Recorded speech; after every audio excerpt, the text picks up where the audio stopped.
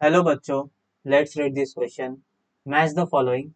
Column A and column B को हमें match करना है। ओके, तो कॉलम ए में क्या दिया है? ए में दिया है सूरन गैम्स और कॉलम बी में दिया है first timber industries. Column A में जो बी ऑप्शन है वो है फॉरेस्ट, और यहाँ पे कॉलम बी में टू जो दिया है वो है दिया है खेजरी ट्रीज। कॉलम ए में जो सी है वो है non renewable energy. Column B में जो थ्री है वो है सोलर रेडिएशन। कॉलम ए में जो डी है वो है रिन्यूएबल एनर्जी। कॉलम बी में जो फोर्थ दिया है वो है कोल।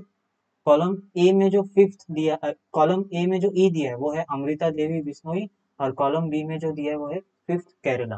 तो अभी हमें करेक्ट पैर यहाँ पे, हर एक को हमें करेक्ट पैर से क्या करना है, कनेक्ट करना है, और करेक्ट आंसर को क्या करना है, हमें यहाँ पे बताना है। ठीक है, तो यहाँ पे जो की कॉन्सेप्ट है ये भी मल्टी मैच द कॉलम है, इसलिए यहाँ पे भी जो की कॉन्सेप्ट हो गए वो मल्टीपल कॉन्सेप्ट से यहाँ से ये मैच द कॉलम बनाया गया है।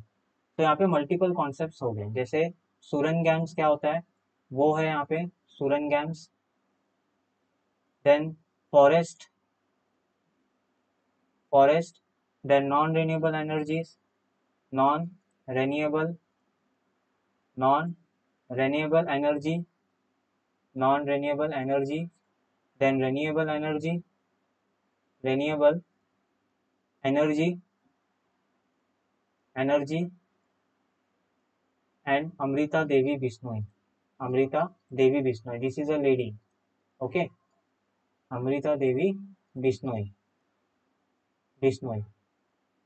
तो let's start with the explanation part. One by one हम हर एक मैच को एक्सप्लेन करते जाएंगे। ओके, एक्सप्लेनेशन के साथ हम आंसर भी फाइंड आउट करेंगे। तो सबसे पहला जो ए है वहाँ पे दिया है सूरन गैम्स। अब ना सूरन गैम्स क्या है, तो this is a ancient water harvesting technique. ये क्या है? एक ancient, ancient water, water harvesting, harvesting structure से, स्ट्रक्चर से, स्ट्रक्चर से which is, which is use in Kerala, which is use in Kerala. जैसे अलग अलग स्टेट में पहले के जो टाइम्स है वहाँ पे अलग अलग स्टेट में अलग अलग वाटर हार्वेस्टिंग टेक्निक होता था, उनसे वो वाटर को कंजर्व करते थे और फर्दर पर्पसेस के लिए यूज करते थे। जैसा राजस्थान में टैंक्स का यूज करते थे, महाराष्ट्र में टाल्स का यूज करते थे। ओके, देन हिमाचल प्रदेश में कुल्हास, कुल्हास का यूज करते थे। देन तमिलनाडु में इरिस, देन केरला में सुरंगम्स। सो ये वेरियस क्या थे, वेरियस ये क्या थे, टेक्निक्स थे, एंशियंट वाटर हार्वेस्टिंग टेक्निक्स थे जिनसे वाटर्स क्या करते थे, कंजर्व भी होते थे ड्यूरिंग द रेनी सीजन, उन्हें कंजर्व भी करते थे और अदर पर्पसेस में फिर उसका यूज करते थे। ठीक है, तो सुरंगम्स ये एक एंशियंट वाटर हार्वेस्टिंग स्ट्रक्चर है जो कहाँ पे यूज होता है, नॉर्मली केरला में। तो ए is go with fifth. A goes with fifth. That is your Kerala. Okay, fine. तो यहाँ पे मैं ऐसा A goes with fifth. That is Kerala. Then that is forest. B. Now forest क्या है? Forest. Now forest is a natural resources in which various life forms is present, various life forms is present, and various industries also. Various industries are depend on the forest products, on the forest products. One of them are, उसमें से जो एक है वो है आपका timber industries. Timber industries normally जो woods होते हैं, ट्रीज के वुड्स, उन पे डिपेंड होता है। ठीक है, तो बी टिम्बर इंडस्ट्रीज के जाएगा। टिम्बर इंडस्ट्रीज हो गया, पेपर इंडस्ट्रीज हो गए, ये जो फॉरेस्ट प्रोडक्ट्स है ना इनके ऊपर डिपेंड होते हैं। ठीक है, फाइन। सो जो फॉरेस्ट हो गए, forest that is B, forest goes with timber industries, that is first. Forest goes with first. Then renewable energy, renewable, non renewable energy, non renewable energy. अभी नॉन रेन्यूएबल एनर्जी का मतलब क्या होता है? Non renewable energy का मतलब होता है the source of energy which is not renewed. ठीक है, एक बार उसको हमने यूज कर दिया तो हम उसका फिर से रीयूज नहीं कर सकते उसी सेम रिसोर्सेज को। उसी को हम क्या बोलते हैं? उसी को बोलते हैं नॉन रिन्यूएबल एनर्जी। और इसमें से नॉन रिन्यूएबल एनर्जी कौन सा है? कोल। क्यों कोल? बिकॉज कोल प्रोड्यूस होता है जब भी बायोडिग्रेडेशन होता है प्लांट्स एंड एनिमल्स का, जो बरीड हुए थे मिलियंस ऑफ ईयर अगो, उनका डिग्रेडेशन होगा तभी कोल क्या होता है? प्रोड्यूस होता है। ओके, तो कोल कैसा है? कोल एक लिमिटेड सोर्स है।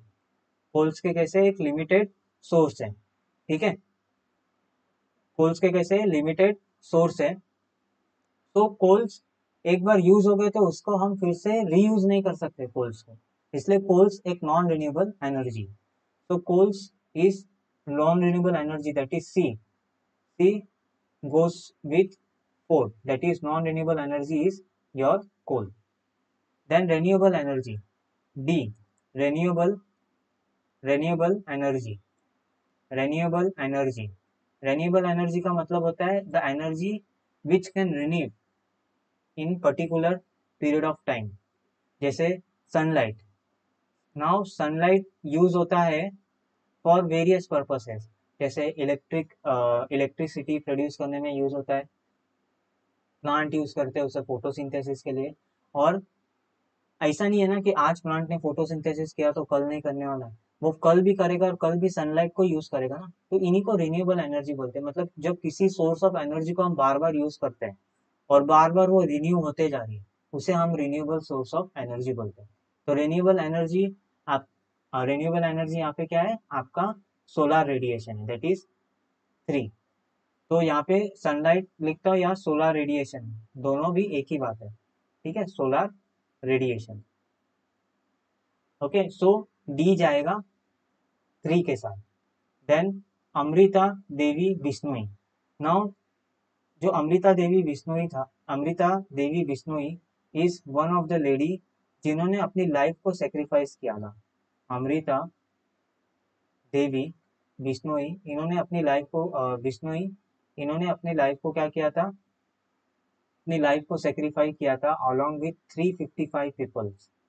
Okay, along with 355 peoples to conserve और to prevent the khejri trees from cutting, khejri trees from cutting. और ये जो इंसिडेंट हुआ था, ये इंसिडेंट हुआ था जोधपुर में खेजरी गांव है, वहां पे ये इंसिडेंट हुआ था, जिसमें अमृता देवी बिश्नोई ने अपनी लाइफ को सेक्रीफाइस किया था खेजरी ट्रीज को बचाने के लिए।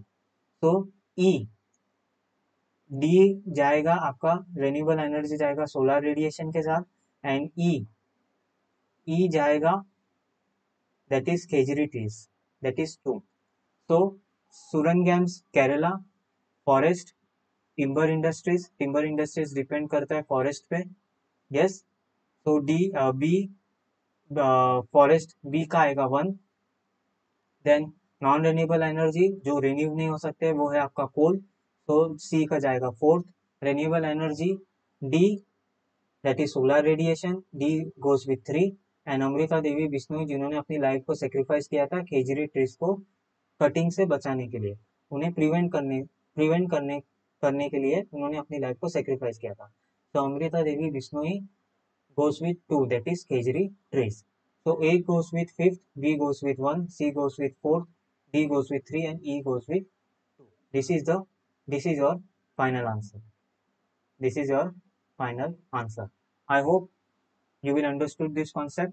Thank you and best of luck.